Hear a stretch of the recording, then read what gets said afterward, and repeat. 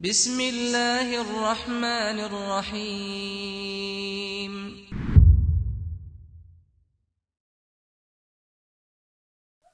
Assalamualaikum warahmatullahi wabarakatuh. Alhamdulillah, wassalatu wassalamu ala rasulillah wa ala alihi wa sahbihi wa mawallah. Asyhadu an la ilaha illallah wahdahu la syarikalah wa asyhadu anna Muhammadan abduhu wa rasuluhu la nabiyya ba'dah. Ikhwan, akhwat yang dirahmati Allah Subhanahu wa taala. Ketahuilah, sesungguhnya Allah Subhanahu wa taala memerintahkan kepada kita untuk memperbanyak amal ibadah. Bahkan tidak sedikit di dalam Al-Qur'an dan juga di dalam hadis-hadis Nabi SAW menyebutkan tentang keutamaan dari memperbanyak ibadah kepada Allah Subhanahu wa taala. Namun bersamaan itu Allah juga memperingatkan kepada kita dari perkara-perkara yang itu bisa menghanguskan pahala ibadah yang telah kita kerjakan. Karena sesuatu yang paling penting bagi kita bukanlah memperbanyak amal ibadah, tetapi yang paling penting adalah bagaimana agar ibadah yang sudah kita kerjakan itu tidak hilang. Pahalanya tetap ada, kita dapat nanti di yaumil qiyamah. Untuk memperbanyak amal ibadah, insya Allah mudah. Bagi siapa saja yang ingin mendapatkan suatu keutamaan lebih baik dari dunia dan seisinya, maka cukup ia mengerjakan sholat sunnah qobliyah subuh 2 rakaat. Yang Nabi mengatakan lebih baik dari dunia dan seisinya. Bagi siapa yang ingin mendapatkan istana di surga, maka cukup dia mengerjakan sholat sunnah qobliyah ba'diyah 12 rakaat atau 10 rakaat yang disebut dengan sholat sunnah rawatib. Maka itu pahalanya dia akan mendapatkan istana di surga. Insya Allah bagi kita mampu untuk mengerjakan itu semua.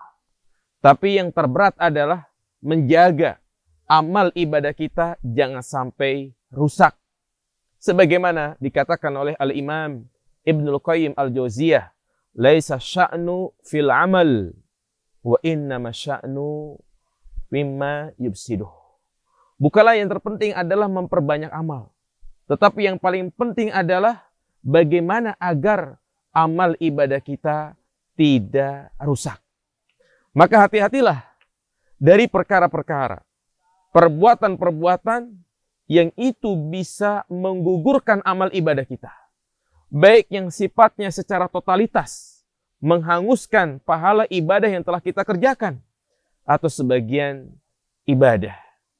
Seperti misalnya murtad, berbuat kesyirikan kepada Allah Subhanahu wa taala, menyekutukan Allah Subhanahu wa taala dalam hal ibadah, maka itu bisa menggugurkan semua amal ibadah.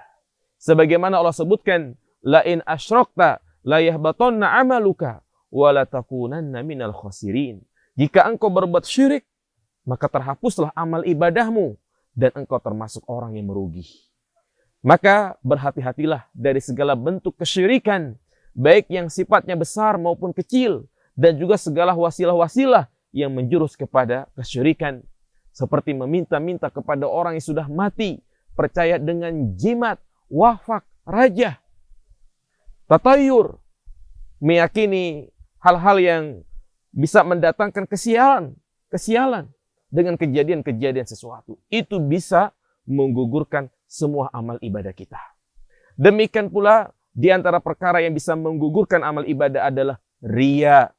Sebesar apapun amal ibadah yang kita kerjakan, kalau ternyata di dalam hati kita terdapat penyakit riya, ingin dipuji, ingin disanjung, maka amalan tersebut sia-sia. Inilah penyakit yang sangat dikhawatirkan oleh Nabi SAW.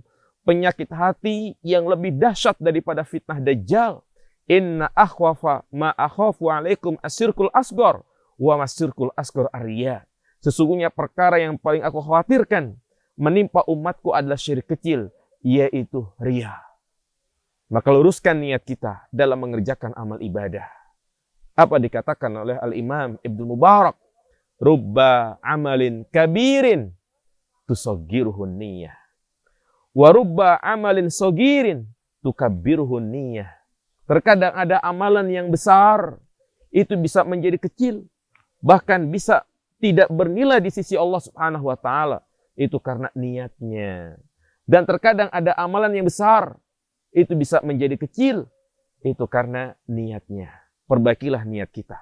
Hindari dari namanya riya, ujub, sum'ah. Karena itu bisa menggugurkan amal ibadah kita. Demikian kita berlindung dari kejahatan riya, dari berbagai macam penyakit hati, yaitu bisa mengotori amal ibadah kita.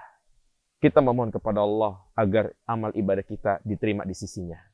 Subhanakallahumma wa bihamdika asyhadu an la ilaha illa anta astaghfiruka wa atubu ilaik. Assalamualaikum warahmatullahi wabarakatuh.